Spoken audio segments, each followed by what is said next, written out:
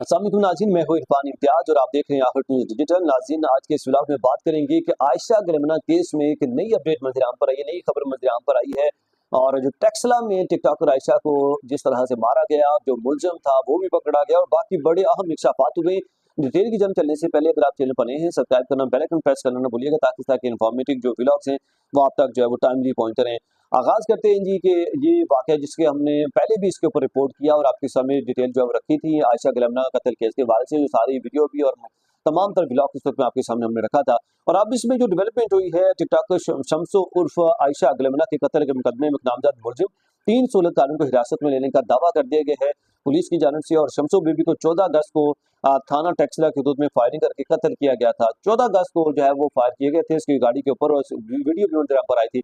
इस वाक़े से मुतालिक दर्ज होने वाले एफआईआर में इनके वालिद का कहना है कि इनकी बेटी गुज़श्ता 3-4 बरस से टिकटॉक पर मौजूद थी। उनके 13 लाख फॉलोवर्स भी मौजूद थे।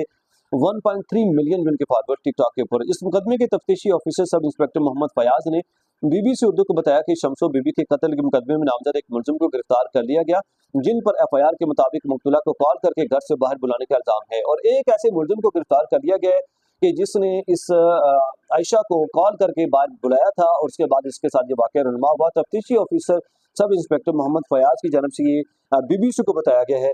और तफ्तीशी ऑफिसर के मुकदमे में नामजद 2 मजीद मुलजमान की गिरफ्तारी के लिए छापे जो है वो जारी हैं। उन्होंने मजीद कहा कि मुलजमान का जो ताल्लुक है वो जनूबी वज़ीरिस्तान से है और वो इस वाक़े के बाद रुपोश हो गए हैं। ताहम सब इंस्पेक्टर मोहम्मद फयाज के मुताबिक जियो फेंसिंग से मालूम हुआ कि शम्सो बीबी के कत्ल के वक्त दोनों मुलजमान के मोबाइल फोन की लोकेशन मरी के आ रही है। अच्छा, उसके बाद जो है ये जो बताया जा रहा है कि इनका जो ताल्लुक है वो जनूबी वज़ीरिस्तान से बताया जा रहा है मुलजमान का, और इस वाक़े के बाद वो रुपोश हो गए। लेकिन सब इंस्पेक्टर मोहम्मद फयाज के मुताबिक जियो फेंसिंग से ये मालूम हुआ है कि शम्सो बीबी के कत्ल के वक्त दोनों मुलजमान की जो मोबाइल की लोकेशन है, मोबाइल फोन की, वो मरी की आ रही थे। और पुलिस का दावा है कि मुलजमान की इस्तेमाल मोबाइल फोन की लोकेशन जाए हादसा पर ना होने की वजह से ये बात यकीन से कही जा सकती है कि टिकटॉकर को किराए के कातलों के जरिए कत्ल करवाया गया है। और अब इससे ये खबर मंजर आम पर आई है कि जो मुलजमान के जरिए इस्तेमाल मोबाइल फोन थे उनकी लोकेशन जाए हादसा पर नहीं थी और वो मरी की शो हो रही थी, जिससे ये साबित हो रहा है कि उनकी तरफ से ये किराए के कातिल इस्तेमाल किए गए और उनके थ्रू से ये करवाया गया। एफआईआर में कहा गया कि शम्सो बीबी के कत्ल के बाद दर्ज होने वाले एफआईआर में कहा गया कि 14 अगस्त को उन्हें एक शख्स की फोन कॉल आई जिसमें उन्होंने मकतूला को घर से निकलने के लिए कहा। और ये जो मुकदमा है मकतूला के वालिद फजल की मदयत में दर्ज किया गया है। इस मुकदमे के एफआईआर के मुताबिक मकतूला इसी शख्स की फोन कॉल सुनने के बाद अपने बहन और भाई को लेकर अपने वालिद के घर जाने के लिए अपनी गाड़ी पर निकली और उसके बाद फैसल टाउन के करीब रास्ते पर मौजूद 2 नामालूम मोटरसाइकिल सवारों ने इनकी गाड़ी पर फायरिंग की। और एफआईआर के मुताबिक गोली शम्सो बीबी की गर्दन पर लगी जिससे वो मौके पर ही हलाक हो गई। जबकि फायरिंग के नतीजे में गाड़ी जिसको मकतूला के भाई चला रहे थे बेकाबू होकर मुखालिफ सम से आने वाले डंपर से टकरा गए और इस हमले में मकतूला के भाई और बहन भी जख्मी हुए हैं। तो एफआईआर में मकतूला के वालिद ने मौक़िफ़ अपनाया कि इनकी बेटी को रकम के लेन देन के मामले पर कत्ल किया गया और ये कि उन्हें उनकी बेटी ने बताया था कि 2 मुलजमान ने न सिर्फ से पैसे लिए हुए थे बल्कि उन्हें कत्ल की धमकियां भी दे रहे थे। अब इसके ऊपर मजीद डेवलपमेंट हुई है। जैसे मैंने पिछले ब्लॉग में बताया था कि कत्ल का लेन देन का मामला ये बताया जा रहा है और अब ये डेवलपमेंट हो गया भाईजान। लेन देन का मामला था, पैसे लिए हुए थे और जब ये वापस पैसे मांग रही थी उस दौरान इनको धमकियों का सामना भी करना पड़ रहा था उन मुलजमान की तरफ से, तो जिसके बाद ये वाक़या रुनुमा हुआ है।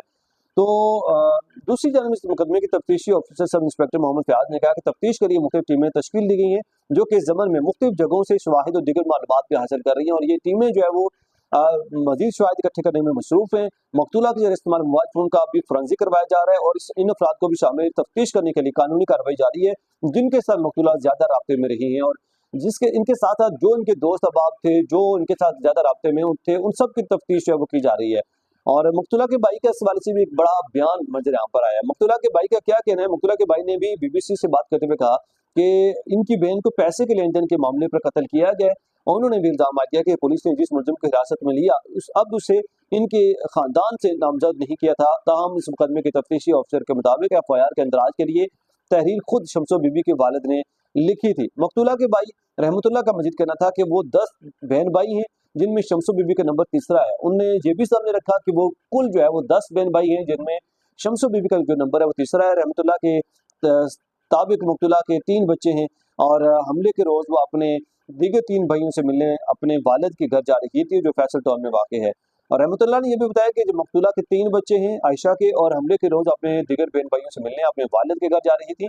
जो फैसल टाउन में वाक़ है। मकतूला के भाई के कहने कि उनकी बहन अपने वालिदैन के साथ नहीं बल्कि इस्लामाबाद में एक किराए के घर में रहती थी और इस मुकदमे के तफ्तीशी अफसर का कहना है कि पुलिस के हुकाम ने खैबर पख्तूनख्वा पुलिस को इस मुकदमे में ताउन करने के लिए खत लिखा है। चूंकि अब जो मुलजमान उनका तल्लुक जनूबी वज़ीरिस्तान से बताया जा रहा है, तो अब इस वजह से पुलिस ने उनको खत लिखा है कि वो इस मामले में उनके साथ ताउन करें और मुलजमान को पकड़ा जा सके। नाज़रीन, उम्मीद करता हूँ मिलेगा आपको इन्फॉर्मेटिव रहेगा। हमारी कोशिश होगी इसके ऊपर जो भी डेवलपमेंट होगी आपके सामने हम टाइमली रख सकें। चैनल को सब्सक्राइब कर लीजिए ताकि आप तक टाइमली ये जो खबर है वो पहुँच सके। इजाज़त दीजिए, अल्लाह हाफ़िज़।